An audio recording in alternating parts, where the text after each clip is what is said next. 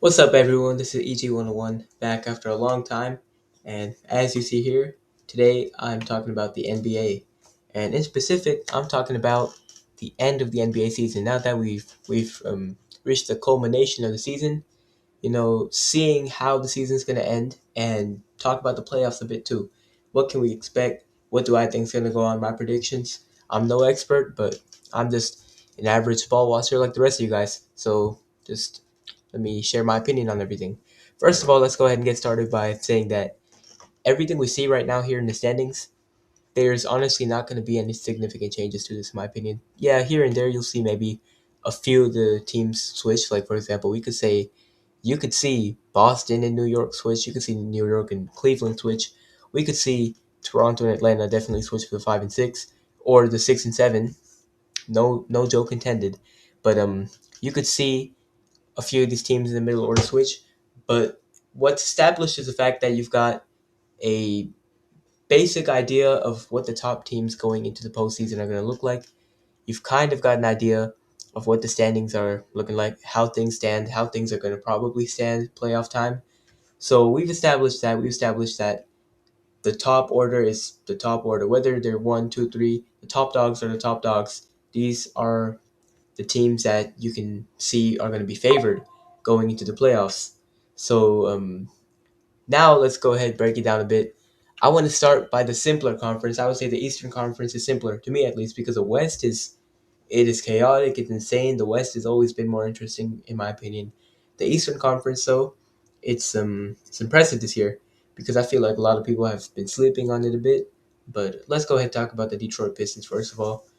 Surprising that they're the first seed. I wouldn't have expected that, but it was a very open East this year, considering that the Celtics they had Jason Tatum out for like majority of the season, so now he's back, and Jalen Brown did a very good job of carrying this team to the second seed, even without their so-called star player. I say that in quotations because I feel like we can't just say that Jason Tatum's the Batman of this team. We can't just say that he's the guy running things because we saw what happened when Batman got injured. Robin stepped up, so can we really call Jalen Brown Robin when he's leading the team like Batman? I don't think there is a Batman on this team. I feel like both of them have their own roles and they both make each other better. They both make the team better.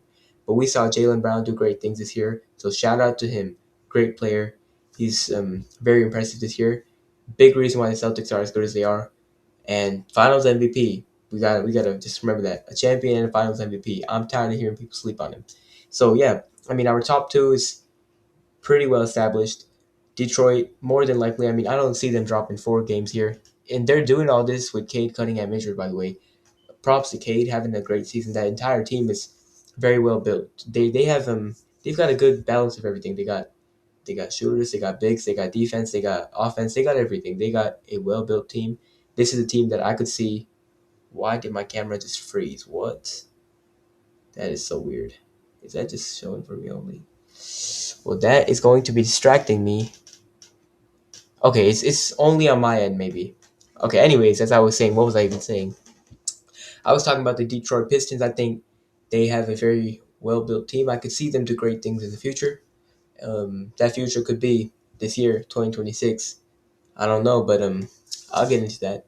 Again, I mentioned the Celtics. They're a great team. They're former champions. We know what they're capable of when fully healthy, and that's a team if I'm going up against them, like my team's going up against them, I would not. I personally wouldn't want to face Boston. They're very scary, in my opinion. The scariest team in the East when healthy. Now we go to the New York Knicks, who I feel like are pretty underrated, despite the fact that they're third seed. I mean, we can see them do some damage. We saw them do some damage. The NBA Cup, it's not as significant. It's a trophy for sure, but it's not a significant trophy, and we saw them beat San Antonio in the final. So you can see that they're capable of winning. They're capable of knocking down big teams. They did lose to the Thunder as we speak right now. If I'm not mistaken, the game is over. Yeah, 111-100. I mean, but here's the thing. With that being said, I could very much see this team make it to the finals. It would not surprise me at all. The Cavaliers are an interesting team because I think they're they're just I can't expect too much out of them. We can go back to last season And look at them; they were the number one seed with an insane record. They were like looked like LeBron was on the team or something. Honestly, 64-18. We haven't seen that from the Cavs since LeBron, but every single year they managed. Okay, over here they lost to the Celtics in the second round, but they, if I'm not mistaken, they lost to the Knicks here. Anyway, so as we can see, there's a bit of a trend with Cleveland and not living up to the expectations. You know, we saw a very good example of that last year when we saw Tyrese Halliburton and the Pacers knock out as underdogs. To be fair, they did go on to make it to the finals and probably would have won it. Let's say Halliburton doesn't get injured, they probably would have won. But at the end of the day, though, as as the number one seed, you just can't go out in 5 games the way you did. You can't get dominated the entire series like you were the underdogs. That's something. That's a trend that we see with Cleveland. We've been seeing it in the post LeBron years when they have been relatively good, and I think that's something that kind of helps them though. I feel like people kind of sleep on them. I think we don't realize how good this team is on paper at least. When we look at this on paper, we look at this team, they've got Donovan Mitchell playing the best basketball of his career this year. He's averaging the most points he's ever averaged. He's averaging the most assists and rebounds, if I'm not mistaken. He's having the best shooting year.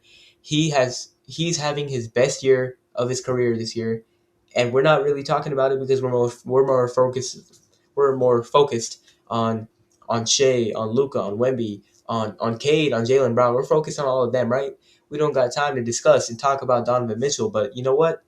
There was a trade that happened in the season, and we saw James Harden come to the Cleveland Cavaliers.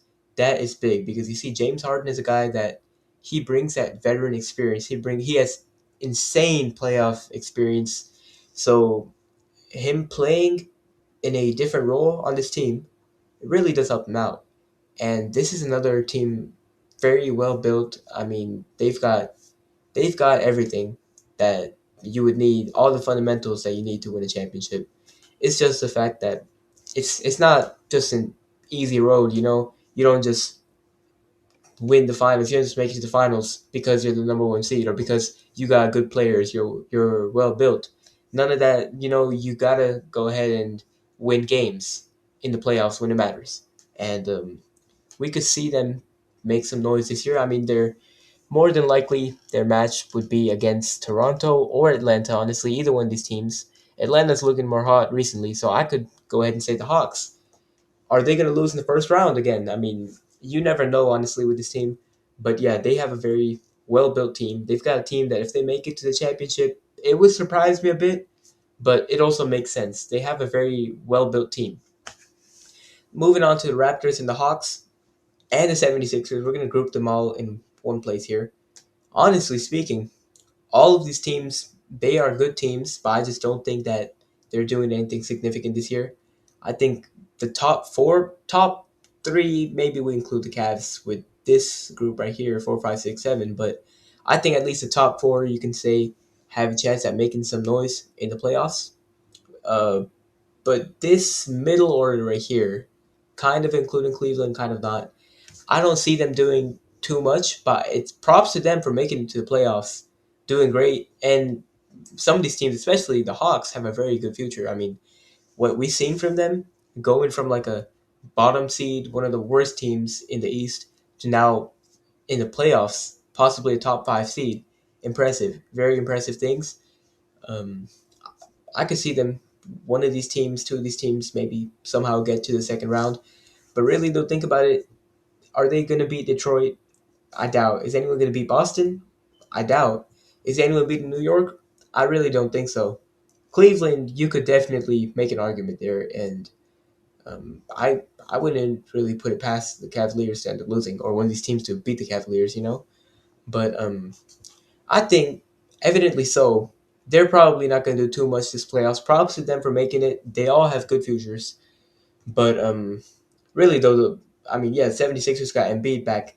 That's good, but again though, when you compare this side of the thing, this side of the standings to these like top three teams, there really is no comparison here.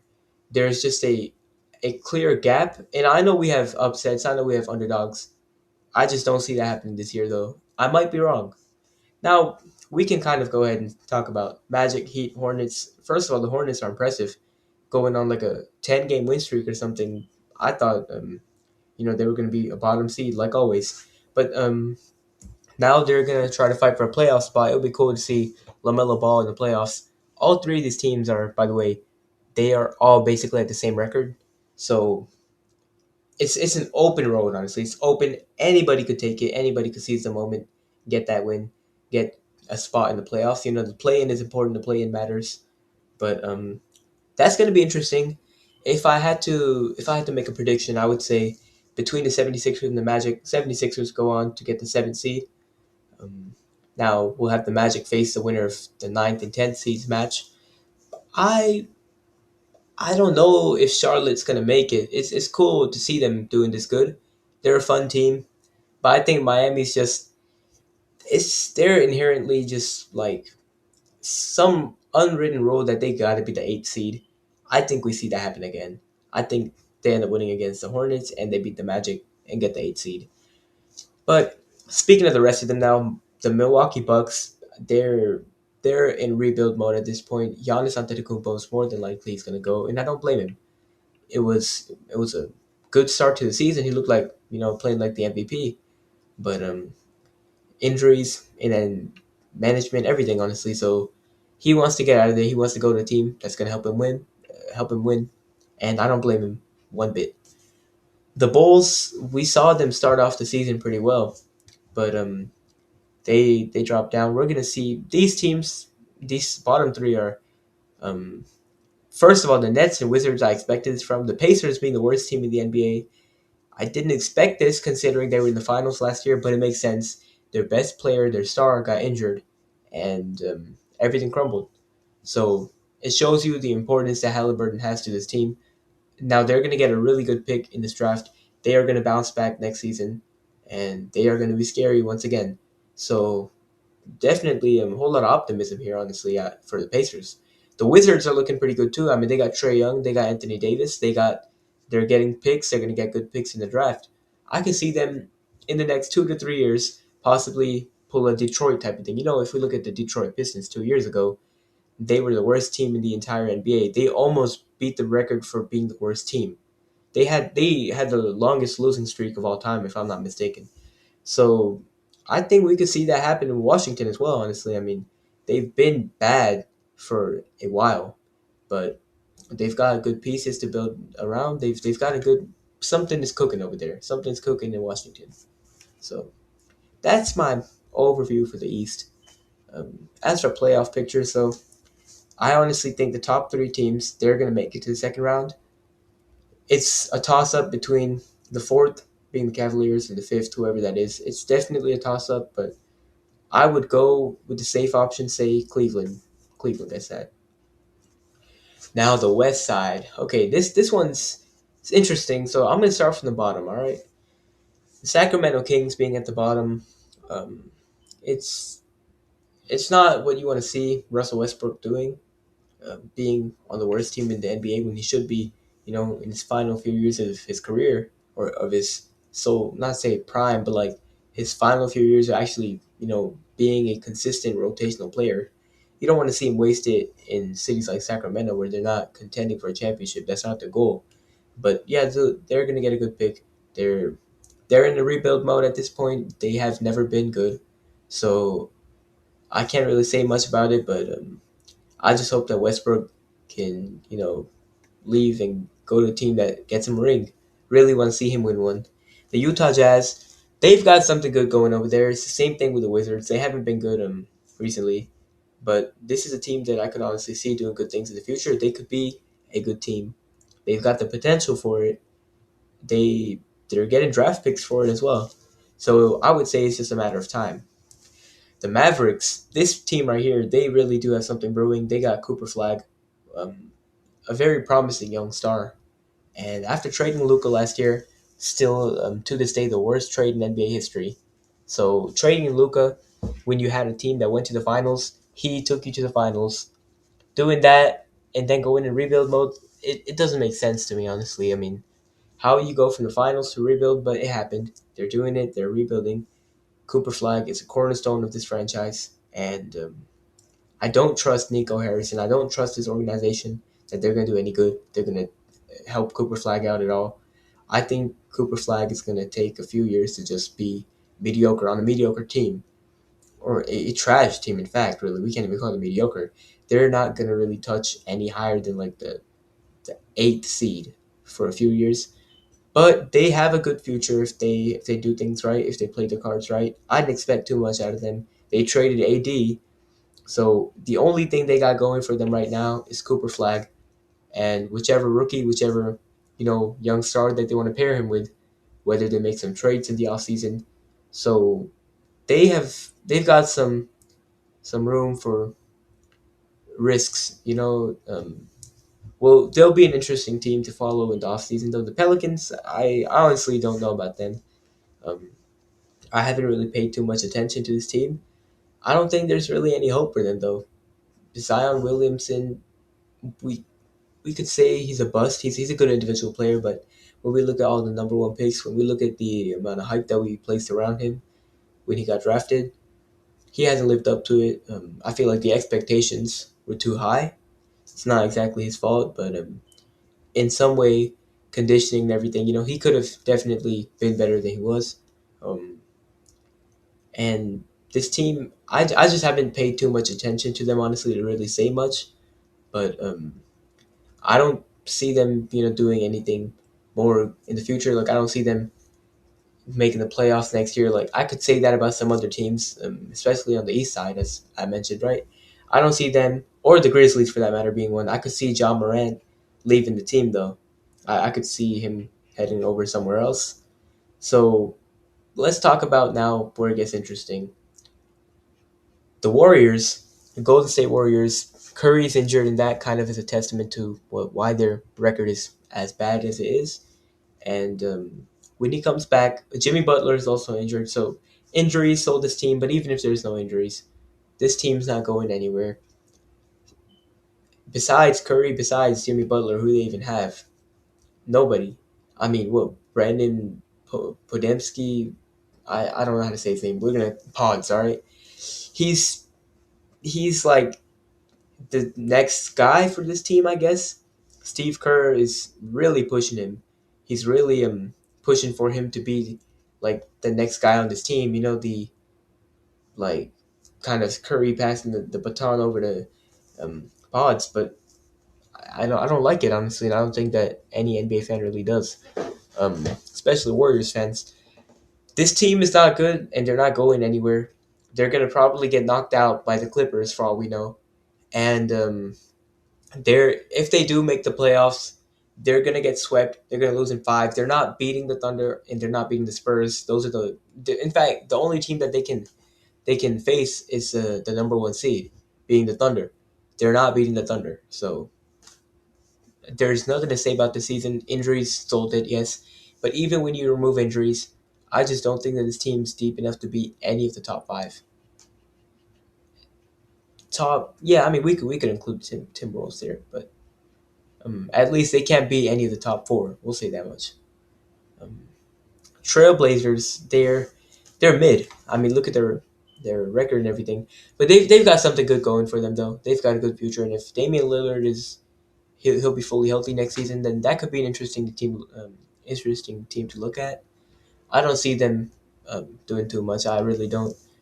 Even next season, but even then though, it's this team's got good potential. They've got a good future. That future, I don't see them winning a championship against the stacked West or the East for that matter, but it's a team that at least, could maybe be a top five, top six seed in maybe next year, maybe in the next 2 years. Let's talk about the Clippers, man. They started off really bad, but Kawhi Leonard is playing like the MVP. He is playing the best basketball of his career. We are not seeing flashes of. We are seeing 2019 Kawhi Leonard, Toronto all over again. We're seeing Spurs Kawhi Leonard all over again. Except he's offensively a threat. He's always been a very good offensive player, but defense was more of his thing, right? We're seeing him at his best offensively. We're seeing him in the in the best form that we've ever seen him offensively, and he continues to be a great player on defense. So I honestly think the Clippers now look. It's just the fact that the Thunder and the Spurs are such good teams. No team really has a chance against them in the first round. But man, the Clippers. If any of these four teams could do it, I would say it's the Clippers. Kawhi Leonard is good. He's playing the best basketball of his life. I think this season started off kind of rocky for that for the Clippers, but they've really picked it up, and I can't really say they're gonna do good next season, but it's really a toss up, honestly. They got Darius Garland now, so they're building something. Kawhi Leonard still got a few more, not prime, but a few more years of good basketball in him. So this is a team that I'm surprised, honestly, and I wouldn't want to face them. I'm a Spurs fan, by the way. Spurs and Lakers, those are my two teams. This is probably the team that I would least want to face in the first round. So now speaking of the Suns are they're all right. They've got a good record, but the West is so stacked that no matter how good this team might be, they're not really gonna do any. They're not making any noise. They're not gonna do anything. They're not gonna beat the Spurs. They're not gonna beat the Thunder. They're getting knocked out in the first round. It's inevitable, honestly.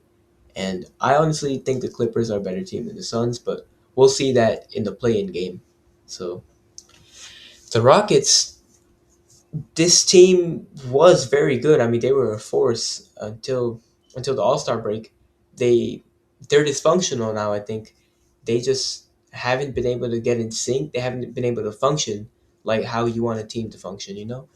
And I think there's it's I don't know what it is, chemistry issues or whatever. We know KD, he all that burner account stuff, but even with that, it's KD can't be the cornerstone or the leader of a franchise anymore, and I don't think he is. But Kevin Durant, it's not scary to go up against him anymore. Is what I'll say. Like right now, the Lakers are probably going to face them if the season were to end right now. The Lakers would probably sweep them. They beat them 2-0 at home just like 2 weeks ago. Not even 2 weeks ago. Maybe it's been 2 weeks. I don't know. But the Rockets aren't scary. Kevin Durant isn't scary to go up against. This team, I don't see them really upsetting the Lakers or whoever they end up facing. They lost to the Timberwolves, who didn't have Anthony Edwards, and they lost by blowing a 13-0 lead in overtime. The Nuggets are very clear of the Rockets. So the Rockets are honestly the definition of mid, in my opinion. Even though we got a .500 team right here, that right there is mid. They are mid. They're they're not terrible, but they're not good. They're not gonna go to the finals. They're not gonna go to the second round. But they're just such a good team that it really surprises you that they don't. So I'll say this team is too good to be bad and too bad to be good. We gotta just put them in the mid category. The Timberwolves, honestly, I can see them do stuff. I can see them, and they've been doing that for like a while now. They've been doing that for the past couple of years. Anthony Edwards is a great player. Again, he's injured, so when I don't know if he's still injured or not, but um, a healthy Timberwolves team is honestly a team that no one wants to face in the playoffs. They could knock out Denver. They could go on and knock out. They could knock out OKC, but I don't see it happening. We're probably going to see a repeat of last year's playoffs. But that's the thing. I mean, they have the potential to do it. They have the potential to, make some noise in the playoffs. Now, the top four in the West is where it gets interesting. So Denver, this team is it's weird because they they've got the MVP on their team, Nikola Jokic. MVP as an MVP level player, the best player in the world, in my opinion. They've got Nikola Jokic on their team. They've got Jamal Murray on the team, who's inconsistent, but we know come playoff time, he just goes crazy. They've got a well built lineup to win a ring. It's just with how competitive the West is, I really don't know. But here's the thing: I'm gonna say this much: out of apart from the top three, the one team that I could see realistically beating the Thunder in the Western Conference is the Nuggets. We saw them go to 7 games with OKC last year, and what was your standings last year? They were the fourth seed last year as well, with a 50-32 record. They're looking like they're gonna touch that, or in fact, be better than 15-32. While OKC has regressed a bit, but OKC's improved from last year. Don't let the record fool you. Anyway, so what I'm gonna say is, I think that Denver, honestly, they they're a very much contenders. Like they are contenders for the championship. I wouldn't want to face them. I wouldn't want to face the best player in the world. We know that Jokic can like control games, and if Jamal Murray is hot, that dude can drop 50 on anybody. He can drop 50 on any team. It's they probably get out of the first round. They win that. That means they're gonna face OKC Thunder. If let's say all top four teams advance, they're gonna face the Thunder, and that is scary. If I'm an OKC fan, I am scared because we saw what happened last year. We know how good the Nuggets are. I don't want to go to a 7 game series against Denver. I don't, honestly. The Thunder probably will come out on top again, but that's a scary team to face against. I would honestly very much hope that I'd rather get the Timberwolves than the Thunder. So, sorry, the Timberwolves and the Nuggets. The Nuggets are a scary team. Denver is a great team. They, when you have a player like Nikola Jokic on the team, you can't ever be certain about, you know, that you got like no lead is safe really. No team is safe. If you're facing this type of team who got Nikola Jokic, Jamal Murray, you could always end up losing no matter how good you are, no matter the fact that you're the number one seed with the MVP, defending champions. None of that matters. So definitely contenders. I would not put them with this bunch. I would put them with this bunch. Moving on to the Los Angeles Lakers. The Lakers they were looking like pretenders for like up until the All Star break. But after the All Star break, and specifically, let's say the months of February and March, the Lakers have been playing the best basketball that I've seen them play in a long time. The Lakers have been playing the best basketball since the Luka Doncic trade. They've been playing the best basketball in the entire NBA, I would say. Maybe that's a stretch. Maybe that's too much. But I think that the Lakers are playing one of the best basketball in the NBA. They've got Luka Doncic, who right now is a monster. The real MVP, in my opinion, is Luka Doncic. I think we've had enough of this media bias against him. You can't convince me that this guy's not top three in the MVP. You can't tell me that he drops 40 points a game. He's dropping a 40-point triple double. He dropped 60 the other day. You can't tell me all this. He's averaging the top five most steals in the NBA, or top seven if I'm not mistaken, something like that. You can't see all this and say he's not top three in the MVP. You can't see all this and say, nah, move him down 3 spots.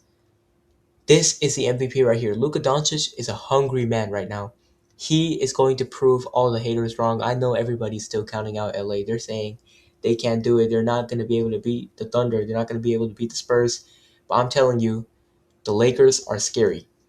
Luka Doncic, when he is healthy, when he is hungry, he is the scariest player in the NBA, without a doubt. I don't, if I'm, like my team's going against the Lakers, I am scared of Luka Doncic because we know that man can change the entire game.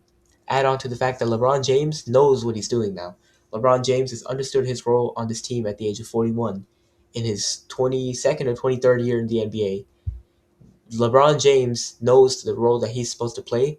LeBron James understands that he is the third option. He's not the Batman, nor is he the Robin.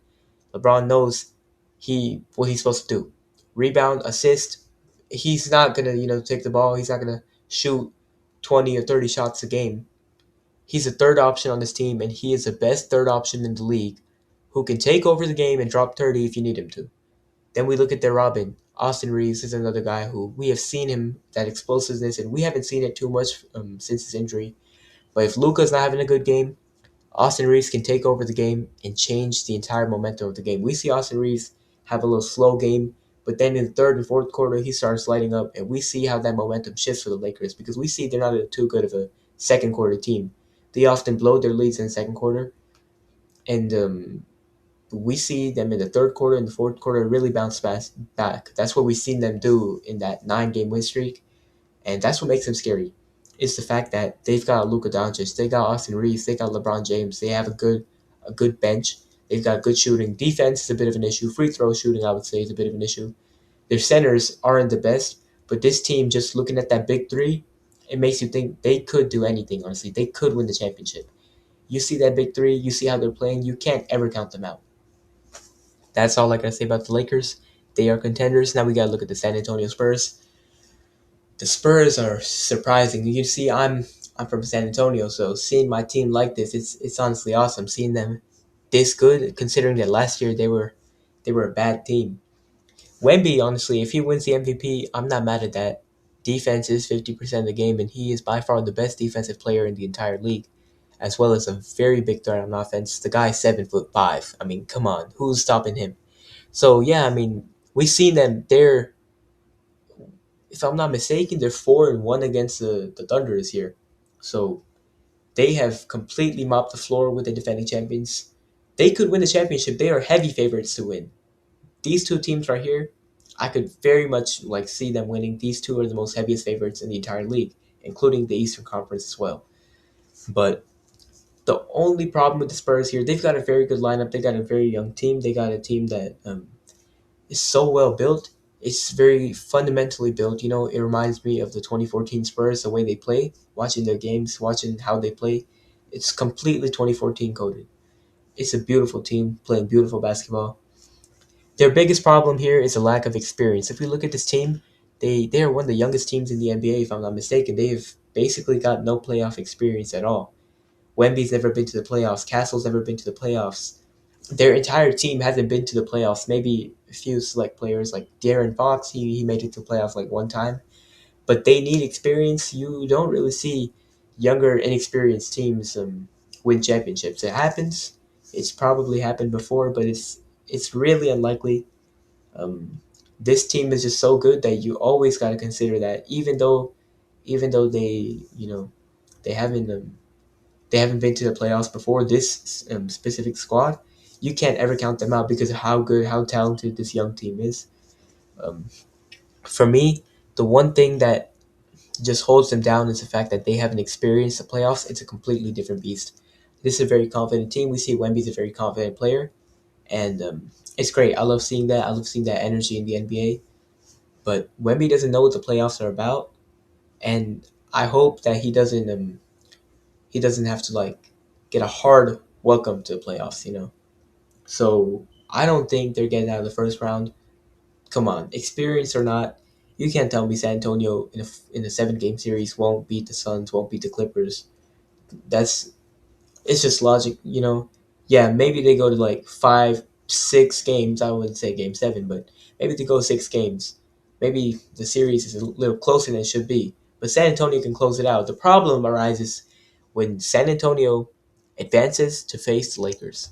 Here's the thing with how the NBA playoffs are formatted, the number one seed will face the lowest seeded team of the four that advanced. So OKC is more than likely going to face the Nuggets or the Timberwolves or whoever. Between these two teams, whoever wins, that's who the Thunder faces. San Antonio and LA face each other. That is scary for San Antonio. That is scary for LA. Those are both of my teams going at it, going against each other. I'm a it's a win-win and also a lose-lose situation for me. San Antonio, they could very much beat the Lakers, but the Lakers could very much beat the Spurs as well. You gotta look at experience and everything, right? The Lakers, I mean, do we even really need to say anything? They've got LeBron, they've got Luca. End of story. The Spurs don't have any player that's been to the playoffs or been to a significant point in the playoffs at least. So I hope that they don't really have to worry about that. But look, think about it like this: we've seen let's just talk about the defending champions, for example, right now. OKC. They were the number one seed 2 years ago in 2023-24, but they got knocked out. Not even knocked out. They got destroyed by the Mavericks. Luka Doncic and the Mavericks completely destroyed them. They were the number one seed. They were favored to, go on to at least the Western Conference Finals. Maybe win the whole thing, but they didn't because they had no experience in the playoffs. This was the youngest team in the NBA at that point in time. Luka Doncic completely destroyed them and handed it to them. And I think we could see that happen in the second round once again. That was in the second round. This matchup right here is in the second round. Same story. How is it going to play out? We don't know for sure. But experience is the one thing holding them back. Now, speaking of OKC, they that one season, yeah, they lost. They had no experience. It was bound to happen. The next season, though, they win the championship.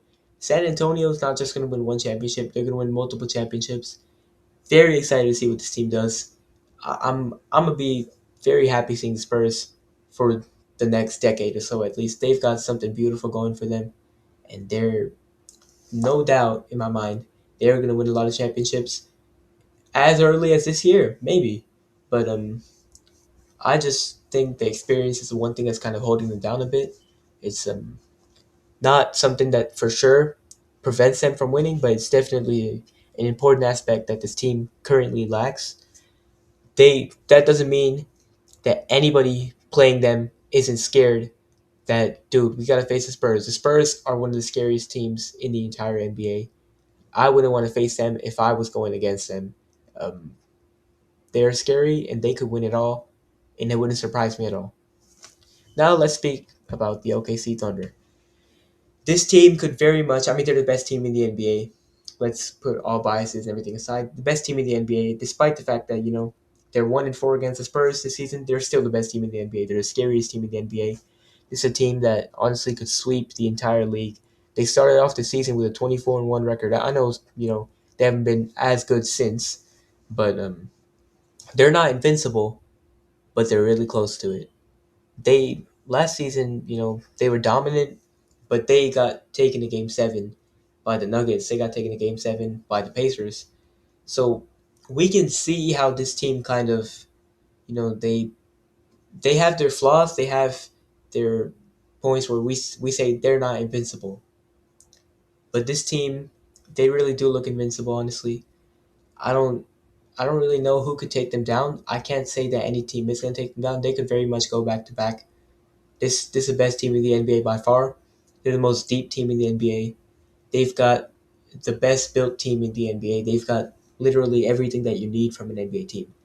They've got defense, they've got offense, they've got rebounding, they've got playmaking, they've got everything. They got shooting. They they have got everything. I don't need to say much. They've won a championship. They're running it back with basically the same team, just better, more improved versions of each player. So really, I mean, they won the championship last year. We could see them win it again this year. The biggest obstacle for them is that when they get out of the first round, facing whoever, they're obviously winning the first round. There's no doubt about that. But when they get to the second round, they're going to be met with a pretty scary match, as I mentioned earlier. They're going to probably face the Denver Nuggets, maybe the Timberwolves. That to me, if I was a Thunder fan, that would be definitely a scary match. I don't think that they would get taken down that easily, being the defending champions and the best team in the NBA. I think they will be able to find a way.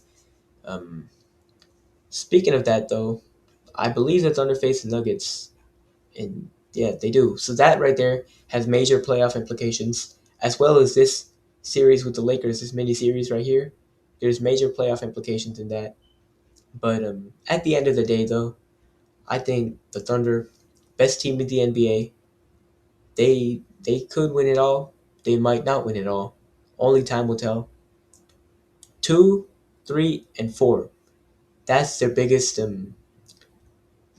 competitors. That's the teams that they should fear the most. But the entire league fears the Thunder. So speaking of what the Western Conference playoffs could look like, more than likely the top 4 win their respective matches in the playoffs. I don't think we're going to see any upsets in the first round. And then we got the Nuggets and Thunder more than likely.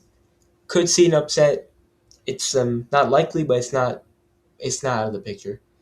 We could see the Lakers upset the Spurs. We could see the Spurs beat the Lakers. At the end of the day, the more than likely we're going to see Thunder and Spurs go at it in the Western Conference Finals. And at that point, anybody could win. It's anybody's game. We could see the Thunder and the Lakers go to the Western Conference Finals. And I could still say the Thunder have the edge, but really though, it's anybody's game. Seeing how these top 3 or 4 teams have been playing, it's anybody's game. It's anybody's championship to win. So that's what's interesting about the NBA this season.